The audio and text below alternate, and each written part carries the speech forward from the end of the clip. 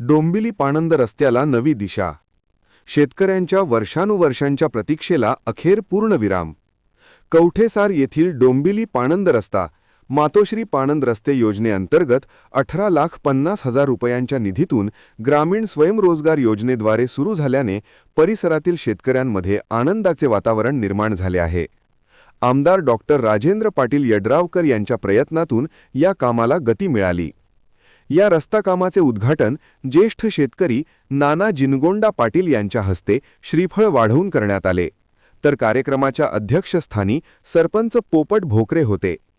पूर्वी अतिक्रमणामुळे अरुंद झालेल्या या रस्त्यावरून शेतकऱ्यांना मोठ्या अडचणींना सामोरे जावे लागत होते, तर पावसाळ्यात चिखलामुळे वाहतूक करणे कठीण होत होते, तर एका वेळी 2 वाहनेही जाऊ शकत नव्हती.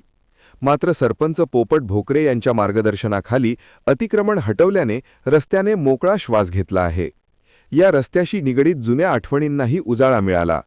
माजी संचालक तात्यासो भोकरे यांनी पूर्वी या रस्त्याची दुरुस्ती कारखान्याच्या माध्यमातून केली होती. आता नव्या कामामुळे अनेक वर्षांपासूनचे शेतकऱ्यांचे स्वप्न पूर्ण होत असून समाधान व्यक्त केले जात आहे. महान कार्य न्यूजसाठी संदीप नांद्रेकर, कवठेसार.